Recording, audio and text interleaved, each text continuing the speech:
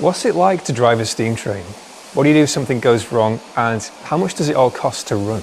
Well, we're about to find out that and many other things, spending the day here behind the scenes at Middleton Railway in Leeds. We're about to join one of the drivers on the diesel train, then we're going to head into the sheds, chat with the engineers, see how they do their repair work, and then finally we're going to join the drivers on the steam train. Before we do all of that though, just how old is Middleton Railway? So the Middleton Railway started off life in 1758, and it was built to take coal from the colliery at Middleton Park, which hopefully you'll be having a ride to later on, down and into the newly created town of Leeds. And the problem they had was that they needed to get permission to build the railway, and the local residents weren't entirely happy about that. And so the owner of the colliery, a gentleman named Charles Brandling, decided to indulge in a little bit of bribery. And he said that he would sell the coal to the local residents cheaper than they could buy it elsewhere if they let him build the railway. Well, we're in Yorkshire, and they weren't going to let him just say that. And what he had to do was he had to go to Parliament to get his permission. And in that permission, it was written that this coal would be sold at a cheaper rate. And it was all of that that gave us the very first Act of Parliament to build the railway. And since that date, 1758, we've run trains here every single year. And so we are the world's oldest continuously operating railway. So our first stop today is going to be on the diesel engine. We're going to make our way to the steam engine a little bit later on. And in between, we're going to head into the sheds as well and meet with some of the engineers who are repairing these trains. This might be a very noisy video. I'm really hoping the sound's going to be okay. I've done everything I can to make the sound acceptable. So if there's any issues, I apologise. Cheers.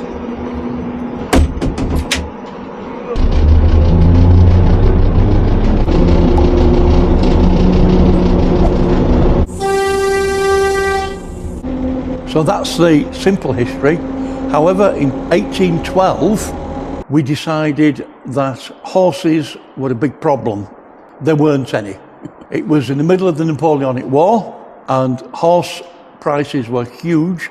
Fodder was expensive, and even men, you couldn't get men because we were fighting Napoleon. And so along comes what were known as steam carriages. A gentleman by the name of Matthew Murray was a local engineer. He built them to the design of the colliery manager here, a guy called John Blenkinsop, and they were the world's first commercially successful steam locomotives. That was in 1812.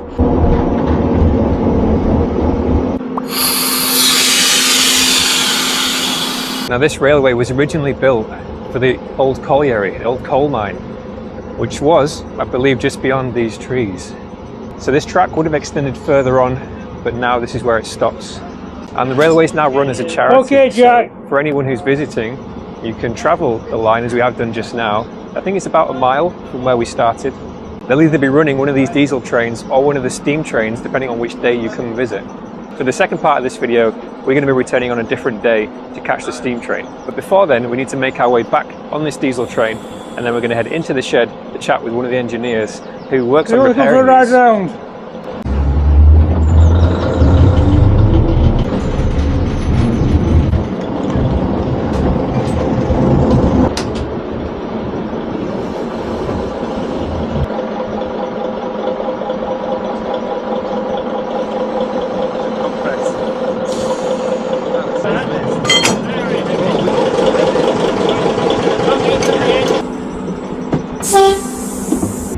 How long have you been doing this kind of work?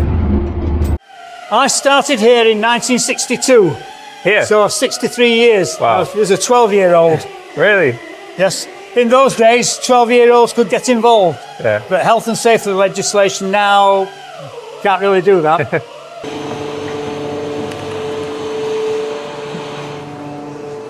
This is Slough Estates number 3, which is a locomotive which we are currently overhauling.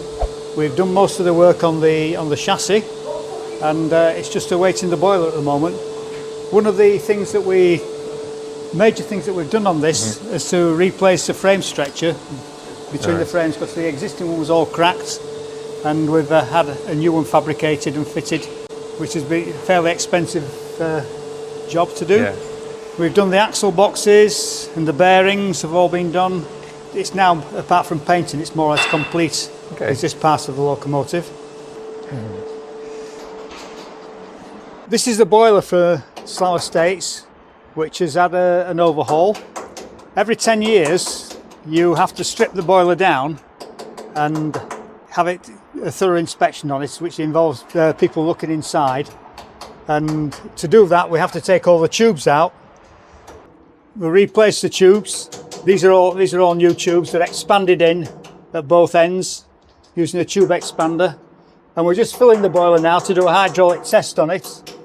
We have to get up to 1.5 times the working pressure, which in this case is 240 pounds per square inch. And we do a hydraulic test on it, and if that hydraulic test is satisfactory, we can then do a steam test on it. And if that's satisfactory, we can go back into the frames. It's quite a long process to put then. the locomotive back together. It's been about 3 years in the doing, and we are now getting to the end of it all. Yeah. This locomotive is relatively modern for us, but it's 100 years old. Okay. So What's the oldest? the oldest thing we've you got have? is 1891, which is Sir Barclay, which has just gone away this week on hire to the Mid-Suffolk Railway. Okay. Let's just go back up here to the loco, because I want that loco to pull this out. Have you put some coal in, Mick? I have done. Do you want some more in?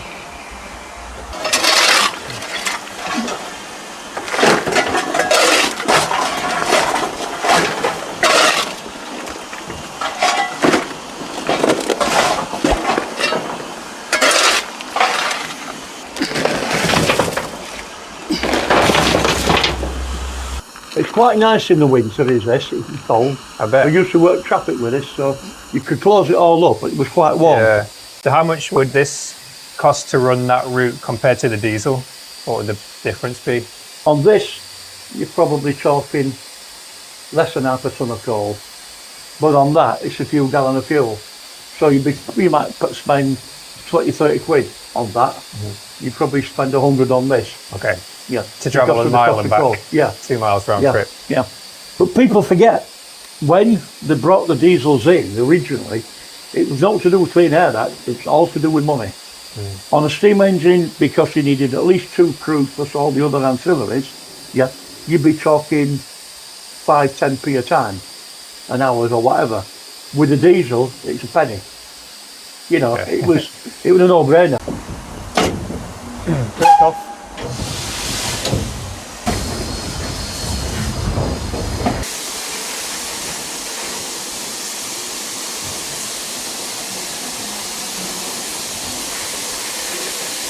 Steady. Going under.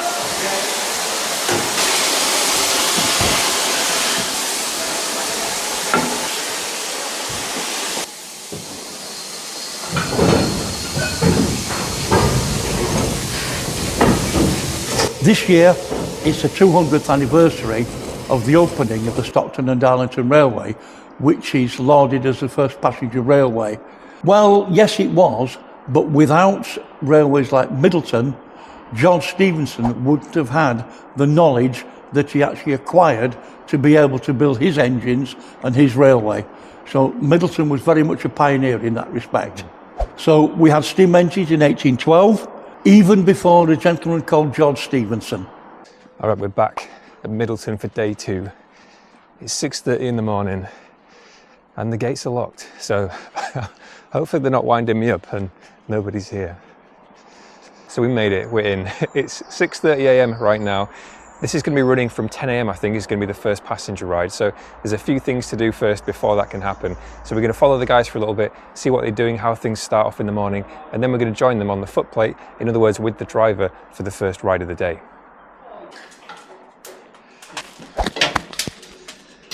How long does it take then from So like... this shouldn't take as long as it usually should because it's warm from yesterday. Because this engine was out yesterday, Alright, so it should take about an hour and a half. hour and a half. Compared to two and a half hours. 2 hours from scratch, or 2.5 from scratch. Everyone has a different way of lighting an engine in. Okay.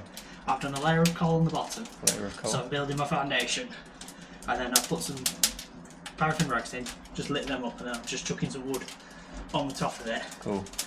And then I'm spreading it out over it because you don't want a big pile in the middle because you're just going to choke the fire. So I'd rather just have a bit of wood round everywhere and seeing how it goes. I'm just monitoring it at the minute just to see, because I've got a nice flame in the middle at the minute, but I've got nothing to the sides. So I'm just watching it, seeing if I need to do anything.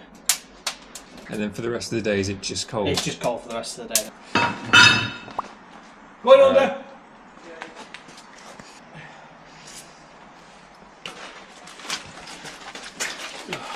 So you come under here to do the checks? Yeah, so you're checking springs, you're checking anything that's got a pin in it, so all these nuts, bolts here, everything's pinned up. You're making sure they're all tight. You're making sure everything on here is tight. If there's anything like that, where there's pins in it, there's bolts in it, make sure everything should be tight, is tight. But all you see here is what makes it work. So you've got the wheel of the wheel on the outside, but two outside ones are the cranks.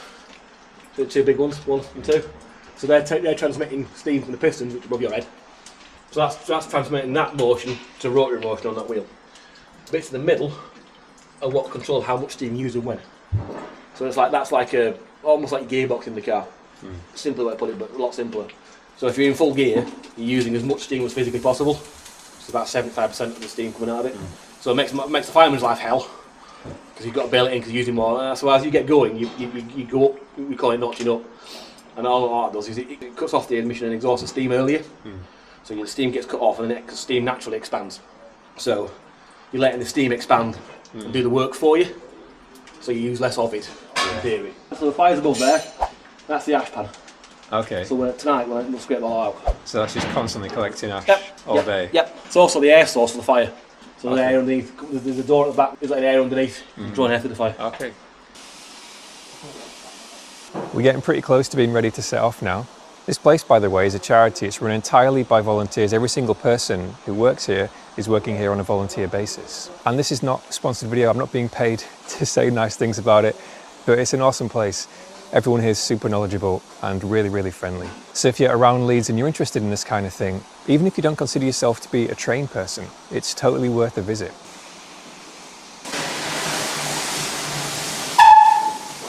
That is loud.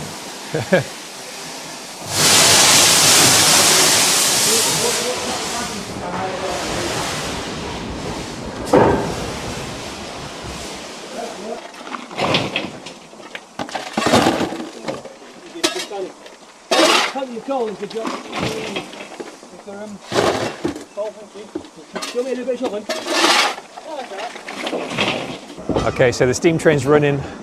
We're not quite ready for the passengers just yet, but there is still time. So they're pulling the carriages out. They still need to get everything onto the main platform just here. And then after that, I can run a test journey. And I think that's the final check, the final part of the process before we can start taking people onto the carriages and running the journeys for the day. We started at 6:30, it's 9 o'clock now. And the first passenger trip is at 10:30. Fingers crossed everything goes smoothly. Ian's back as well. You all know Ian by now. We'll probably see him again before the end of this video. We've got Mick and Joe there. Are you always looking for new volunteers? Always. Yeah. Is there any particular volunteers you're more in need of than others? Volunteers. Just always. any. Yeah. There's a whole museum here as well, by the way. Not just the train rides, plenty of stuff to see, and a cafe, of course. So lots of interesting things to do while you're on your way or waiting for your train ride. So, pressure gauge, and its working limit is 160 psi. The safety valves will lift at that. Well, next to it is a vacuum. So 0 at the moment. There's no vacuum in the train, so the brakes are on. Regulator. So that's basically your car throttle. There's a valve in the dome in the middle. It just slides up and down. So the further that way you come, the more steam gets. The bigger hole, basically. Steam brake for the engine. So that just stops this. Okay. All right. The brass one in the corner is the train brake. You'll hear the racket when we set off. We create a vacuum in the train. That valve is full of holes. When it does that, it lets air in, shuts it, and it goes back up again. The big red lever next to Mick is reverser. So it's in neutral now, forward, it's got 3 notches. That's how much water's in the boiler at the moment. I will top that up in a minute. So it's there. 2, in case one breaks. These 2 devices here are injectors. The other one in the middle is what we call a blower. So while we're sitting here at the moment, there's very little draft going across the fire. When you go and you hear that chuff, it's like a big set of bellows. So it's drawing air to the tubes, creating a vacuum at the front, drawing air under the fire. The last 2 controls are at the bottom here, what we call dampers. So if you imagine your wood burning stove at home, got that little slidey notch at the front that lets air underneath it, doesn't it? They do the same sort of thing but on a bigger scale. There are 2 flaps underneath fire, and you open them up, and then that's the hydrostatic lubricator. So that's lubricating the valves and regulating stuff in the front end.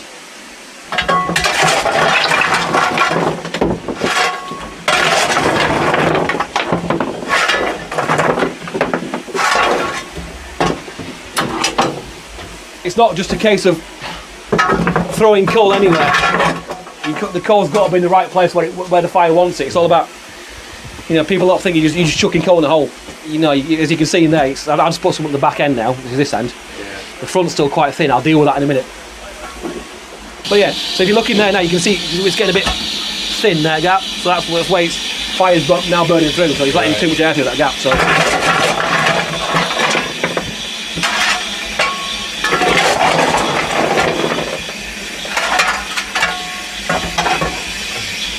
Recommend for anybody who's watching and wants to maybe do what you're doing?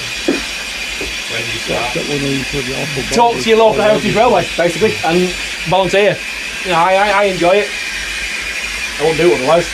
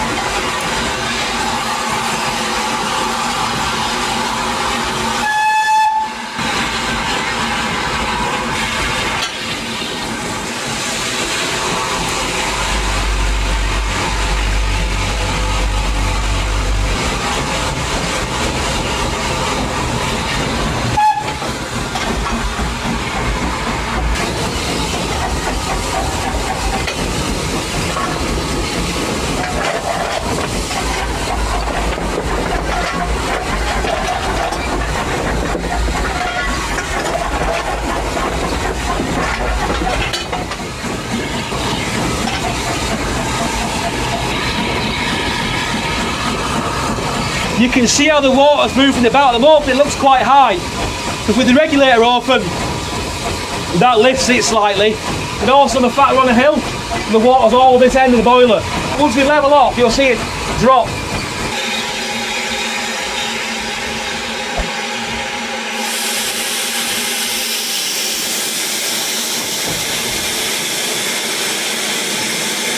I've let all the air in now to stop the train. And silence. I will have silence in a minute. Right. Yeah. Not bad. There you go. Right.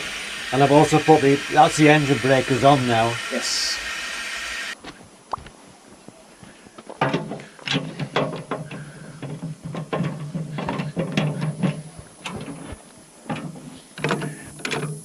That's pulling a point lock. So you see the bar moving there. That's coming out of the point. It's what we call a facing point lock. And then I can move the point. Okay. So once it's across, I'll wave him through. So once it's clear, I just put it all back again. So the blades will go back. You'll see the bar go in now. There you go. So now that is. So you can't pull the wrong lever in the wrong sequence. It won't let you do it.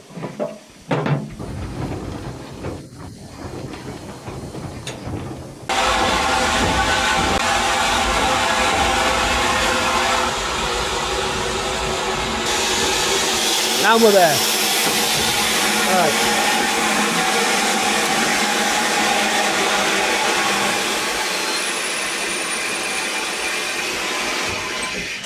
Silence. Yes. If you are interested in coming to join us, have a look at our website, get in touch. We're always after more volunteers. Yeah, all kinds of stuff. All right, kind of you're stuff. saying. Commercial sides of the shop, workshop, train crew, engine crew. Yeah. Look online for our events coming this year. Something a bit different this Yeah. year. And if you want to volunteer, all the links are on the website. Nice. All right, we're just about done. Before we leave though, one more thing. I need to pick the gift for the next giveaway. So let's check out the gift shop and we'll see what's in there.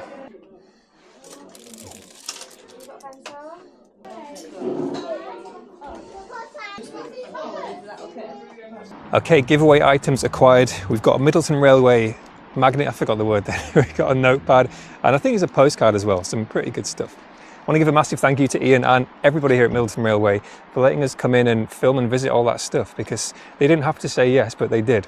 I can very easily recommend anyone coming here for a visit. And like I said, this place is a charity. Everyone here is a volunteer, so it's a great place to spend a few pounds if you can and if you're interested and you're nearby to Leeds. So massive thank you for watching. A huge thank you to everyone supporting the channel, making these videos possible as well. If you want to win these giveaway items, you'll have to watch the next video. I don't know where it's going to be yet, but I'm sure it's going to be somewhere fun. So fingers crossed, I'll see you then.